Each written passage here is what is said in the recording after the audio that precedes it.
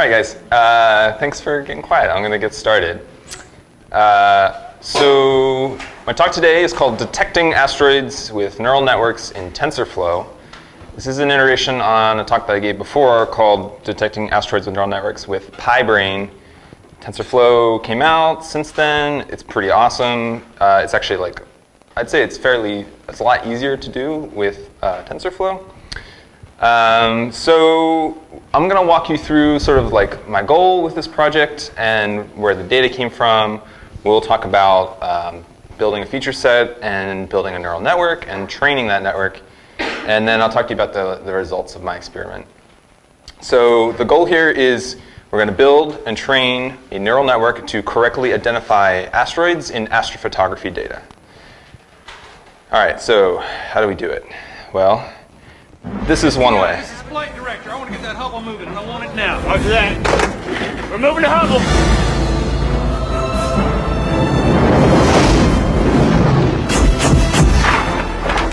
It's enormous. This is the anomaly at 1643. Here is the anomaly at 1658.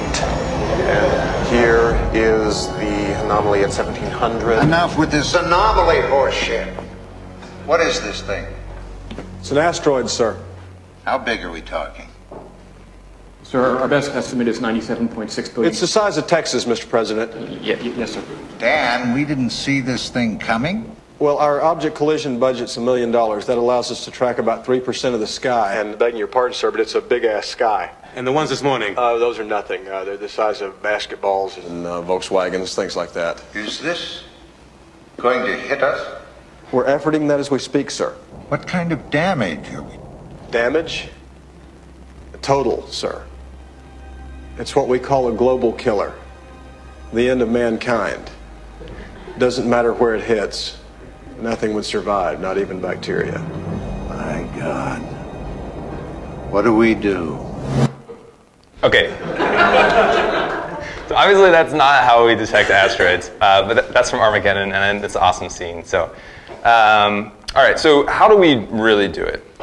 So the data that I'm going to use for this is not from taking the Hubble and turning it around and pointing it at a particular asteroid. It's from a project called the Sloan Digital Sky Survey, which was called the most ambitious and influential surveys in the history of astronomy. So it was a telescope pointed at the sky, and it actually it didn't scan 3% of the sky, it scanned 35% of the sky. And this is the largest uniform survey of the sky, and the data's online, and there's just a bunch of images basically, and they're all 922 by 680 pixels. And they look like this. And that's like to scale, the graininess, everything like that's totally accurate. So in this image, there is an asteroid. I don't think you can see it because it's teeny tiny. It's all the way up there in this corner right there. That's an asteroid. So understanding why this is an asteroid and not all the rest of the junk in that image, you need to kind of understand how this astrophotography data is taken. So this is an example asteroid. I'll blow it up a little bit like this. And the main characteristic to see here is that an asteroid is going to be sort of a yellow dot and a blue dot next to each other, sort of in sequence. And so how does this work? The CCDs that are used in the telescope, they don't collect all of the colors at once, right? They don't collect every spectrum at once. They have like 5 or 6 different sensors, and they collect a subset of the visible spectrum and the non-visible spectrum. And so they're not simultaneous either, right? They don't take all captures at once. They do one after another. So what happens is if there is a moving object in the frame, like this asteroid, if it moves, first it takes the blue, the blue colors, then it takes the red, then it takes the yellow. And so a moving object is going to show up as 3 distinct points in that moving image, whereas the rest of the stationary stars are just going to be a single point of like white light or whatever actual color it is. So to get the initial training data, I pulled it down from their website. I had a small tool to like extract just the single point of a star or possibly an asteroid from the full-scale giant images. This is super naive. It's just pulling down like these individual small points of lights, has a ton of false negatives, and it's kind of manual, right? Like to get the initial set of training data, because it didn't exist, I had to go through like thousands of these images and just look and see if it looked like that white or that yellow and blue dot, right? And so this yielded for me about 250 valid asteroids, 500 invalid. And so then I built a feature set, right? So a feature set is a way that I'm going to reason about this data, right? These images that I selected out are going to be a 40 by 40 pixel color grid, which is a lot of data, and it's too much to just give the neural network at once. So what we want to do is we want to reason about this data in such a way that says, here's a characteristic of this image that is indicative of an asteroid or is not indicative of an asteroid. And so I picked out three for no particular reason, but these are the three best I could come up with regards to the data. And so one is the ratio of valid hues to non-valid hues. So is there like a blob of yellow and a blob of blue in the image, or is it just all white light or all red or whatever? And so that balance between the different sets of colors. The next is what I call the cluster collinearity, and I'll talk about that in a second. And the last is the cluster distance. So clusters are just going to be like groupings of certain colors. So the first feature is the ratio of the valid hues to non-valid hues. And so the goal here is to just match up the colors. And to do this, I convert the RGB image to HSV space. And for pixels in a valid subset of the spectrum, I find how many are within 2 standard deviations from optimal value. So here's an example HSV plot. And we can kind of see here is a set of hues, and here's a set of hues. This is for a valid asteroid. So I'm looking at the clustering of the hue value. So here, if this didn't have like a blue blob and a yellow blob, these would be all over the place. And I'm like specifically clipping the hues to within a certain range. So there we see a valid HSV cluster feature. Then we want to find the next feature, which is the best possible cluster collinearity. And so I use Kmeans clustering to find pixels that are clustered together that are similar. So it uses the valid hues from the previous feature to determine like what the predominant hues are in the image, and it tries to group them into a group of K groups. And so here I'm just going to group them into a group of 3 clusters, which produces 3 centroids. So again, this image, we have like a cluster of blue hue here, a cluster of yellow hue here, and then here's a cluster of some other hue. So when we graph this is not the best image, but you can kind of see that here's a cluster of one color, here's a cluster of another color in the red, here's another one in the blue. And then I'm throwing away everything else, right? Those aren't in the valid hue spectrum. And then the last feature is the best possible cluster collinearity.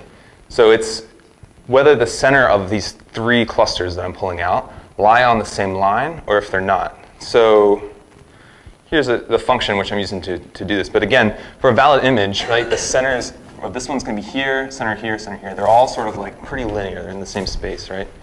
And again, I actually plotted the centers of these points here. So here, here, and here, there's a value, that function will estimate the collinearity. Like how far from a linear regression between those 3 points is it, how wrong is it?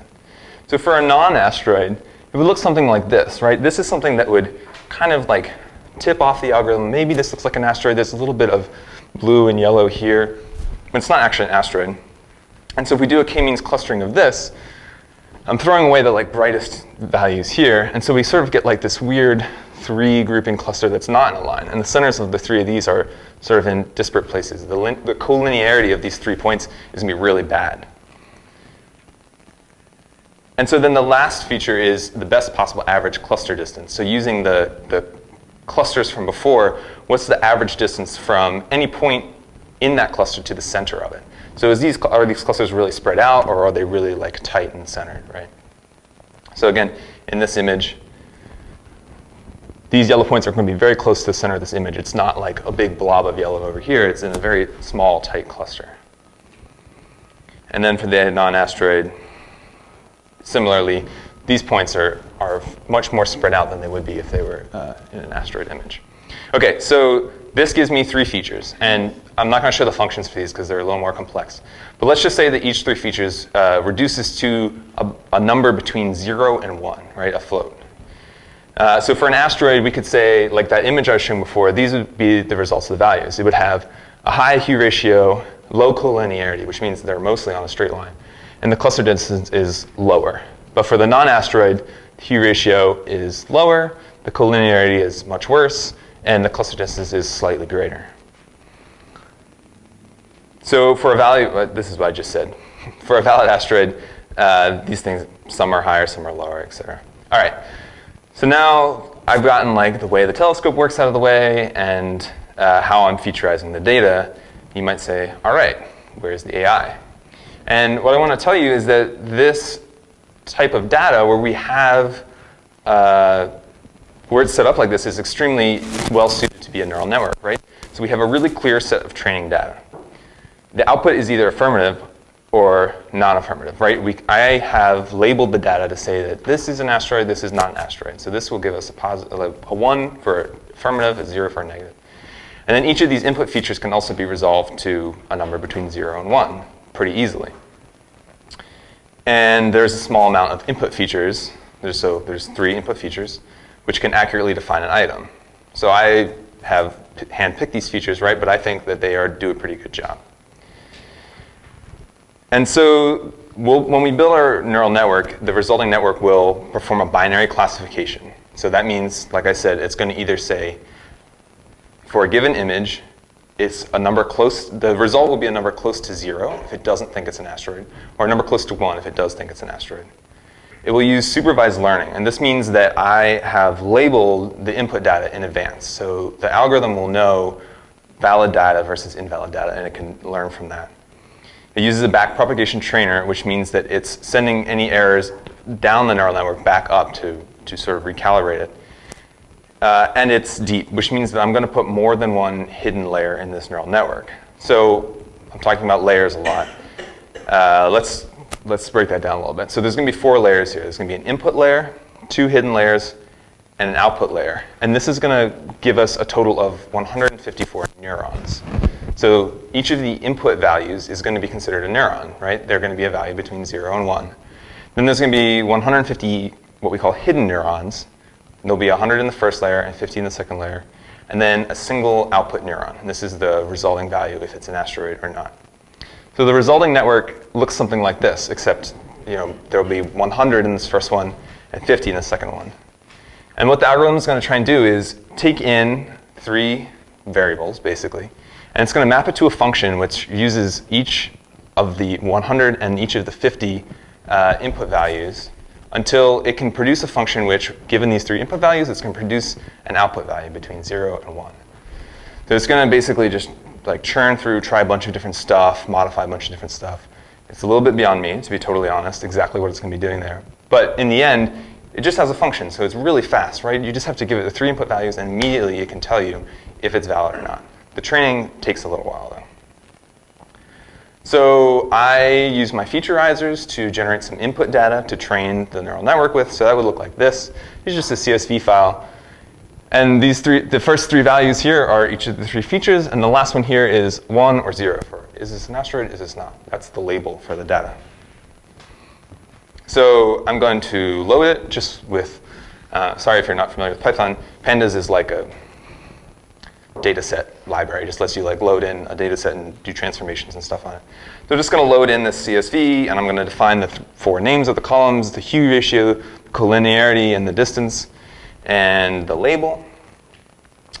And then what I'm going to do in the data set is I'm going to convert that last column, which is a float, to a Boolean, so it'll be true or false.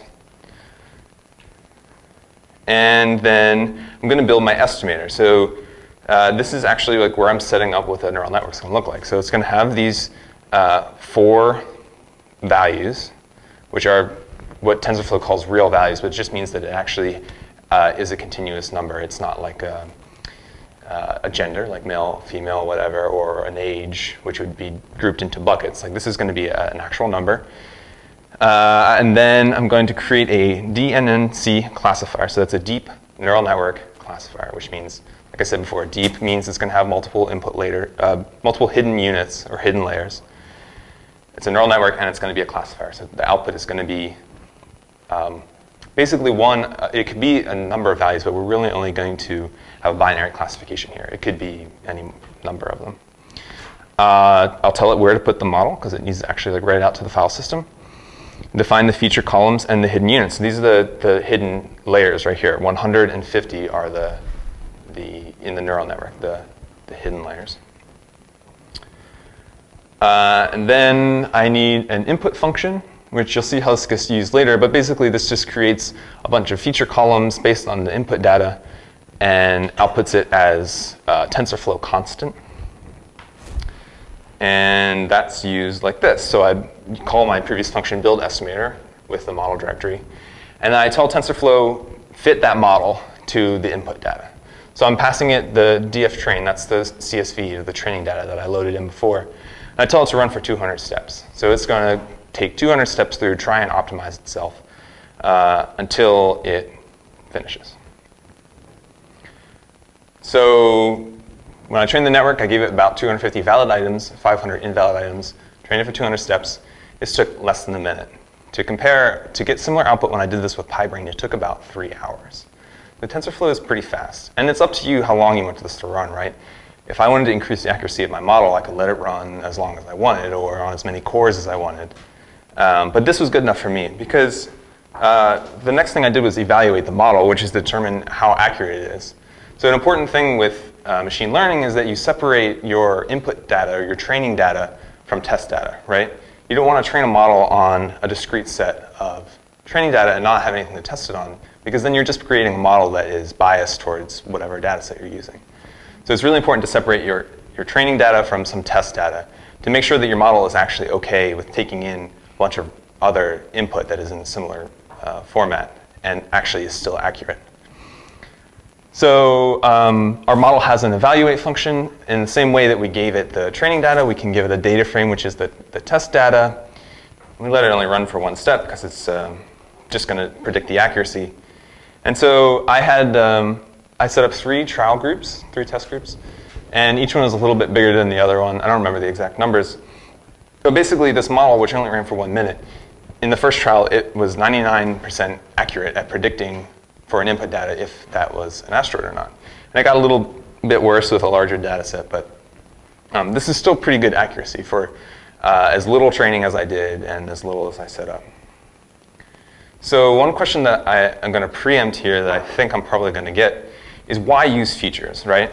If you've ever heard of the MNIST dataset, this is a database of handwritten digits. So this is commonly used in machine learning to learn about neural networks, to try different types of neural networks. It's a standardized data set, and it's just images of handwritten digits. And the goal is to turn it into not a binary classification, but a decile classification of the numbers from 0 to 9. So each of these images is a 20 by 28 pixel, which is a total of 784 numbers, and it's grayscale. So these numbers are between 0 and 1. And so for a neural network, 784 digits is a reasonable amount of features to pass into the model. So in the previous example, when I was using 3 features, I could have scaled that up to any number of input features. So if I scaled that up to 784, I could run my same model with this classifier, and I changed my labels to be the numbers from 0 to 9, the actual values of the digits. I could have trained my network on this data too, and I wouldn't have had to specify any special features, right? All it would need is the pixel values of this number. For my astrophotography data, though, however, these images were 40 by 40 pixels, and they were in the RGB space. So that meant that they were the feature set, the vector of features would have to be 4,800 items long, which is a lot of features to input to a model. If I wanted to do that, it would have taken me a really long time, right? This model would have run for a long time, and basically because it would have had a lot of noise. It would have had to determine which of the pixels are significant with relation to the other pixels. And it wasn't necessary, right? Like I got pretty good accuracy out of just using my 3 input data. So some things I could do if I wanted to train this in the style of the MNIST data set, I could crop my image. I could make it a lot smaller. I could reduce the resolution of the image to bring it to like 28 by 28 pixels or something like that. But basically, there's a trade-off between the number of input features and how long it takes you to train your model. So in conclusion, Using a neural network would let us do this a lot faster than it would be for manual classification, right? Because our model is basically just a function. It takes no time at all to have it determine if an image is an asteroid or not. But what we do need to spend time doing is coming up with a really good feature set for the data, right? Like I had to figure out like collinearity is a good way to do it. You know, the hue ratios is a good way to do it. And that was a lot of trial and error. But as long as we were able to set up that feature set, or if it's like way more obvious to us, like if we're doing like income prediction on census data, like the input features are all there for us, like age, you know, occupation, things like that. We don't need to come up with a set of features as easily. And then the last thing is that TensorFlow is really nice. It was actually like pretty easy to set this all up, and it was super fast. Like I said, it was way faster than the neural network library I had used before. So I think it's pretty cool. So those are my references, and thanks.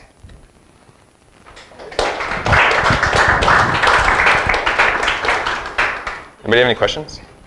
Yeah. Do you have any idea? Oh, I got a microphone. I think we're being recorded. Do you have any idea how long it would take? You gave an estimate, but do you have any how long it would take to run 4,800 features through TensorFlow? I can't estimate it. I did try it, and I couldn't get through a single step. So I did 200 steps with the 3 features. I couldn't get through a single step with 4,800. So, and that was with the same number of neurons. It's 100 on the first layer and 50 on the second layer. So it would be incredibly longer, right? Like this stuff is what would be called embarrassingly parallelizable, which means that it would be super easy to run this in a parallelized fashion across like multiple cores and multiple machines or distributed compute cluster or whatever. But that, I mean, that would be expensive, right? So yeah, it would take a really long time. So are people doing that, number one? And then also, are they doing it in a way that generates features for them so that they can then take those things and run them? Yeah, that's basically, so for the MNIST data set, like basically what you're doing is generating a feature set for yourself. But you don't, it's not something you can like reason about. Like you can, the model will be able to know like, okay, if there's some emotion, you know, there's lots of different ways to think about it basically.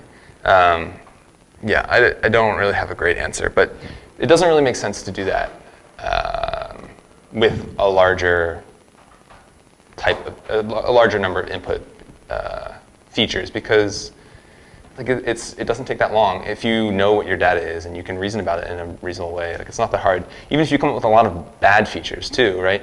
Your model is going to be able to say these features don't make any sense. Like I'm not even going to regard them when I'm trying to do a prediction on this input data. So your model would even be able to compensate for bad features. So it's better to just write lots of features than just pass it like an inordinate amount of features. Yeah. Could you give us a more intuitive sense of the depth and size of the hidden layers and how that affects the quality, speed, whatever? Why you choose what? No. So this is like the kind of the black magic of neural networks, right? Like no one really has any explanation for why they choose one or another. It's kind of like you're sort of like juggling, how long do I train my network for? How many hidden layers do I have? How many neurons are in each hidden layer? I think generally the idea is you want to take your feature set, blow it up to a lot of, the first layer would be like a lot of neurons, and then you would cut it down, cut it down, cut it down. You sort of get trailing returns the more hidden layers you add. But yeah, it's the kind of thing that you like fine tune for your data, right? Like maybe if I really wanted to like create a high performance model, I would try like a couple combinations of, a couple numbers of hidden layers, a couple combinations of neurons in each of those layers, and just see what worked the best for the input data. But yeah, I don't think there's really too much rhyme or reason for particular numbers here. Sorry, one more question. Do you have any sense, if you went through the data yourself, like as a human being, how high your accuracy would be? Would you be able to identify them 100% or? So in preparing for this talk, I went through all of the images in the test and training data to make sure that the data sets are correct, right? I'd already like featureized these and taken some pretty good guesses, but I wanted to make sure it was right because otherwise the model would have a bias in one way or another. And I'm pretty good. Like I can definitely detect false positives when it thinks, or false negatives. False negatives are easy to detect, right? Like a lot of things, I wish I had some more images of these asteroids because, or here, I can pull it up. A lot of things that throw off the network are like if there's another like blob of another star or something that throws off the collinearity, right? Like if there's like an asteroid and then a star right next to it, that's gonna like throw my feature off. So when I look at that as a human, like it's not hard for me to tell, oh, like there's an asteroid there, but then there's some other stuff that I can ignore.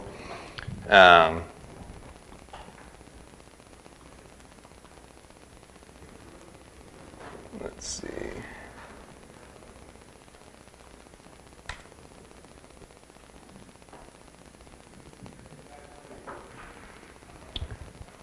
But basically with false positives, like there was a couple images that I saw.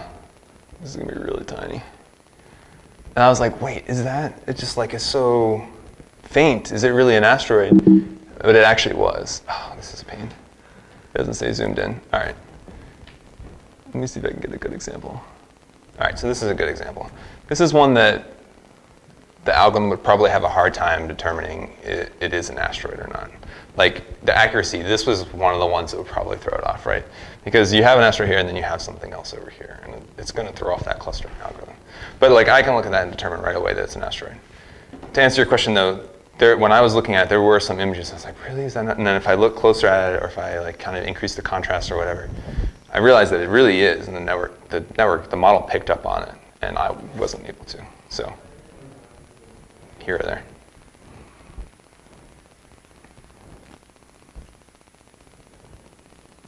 Here's another one.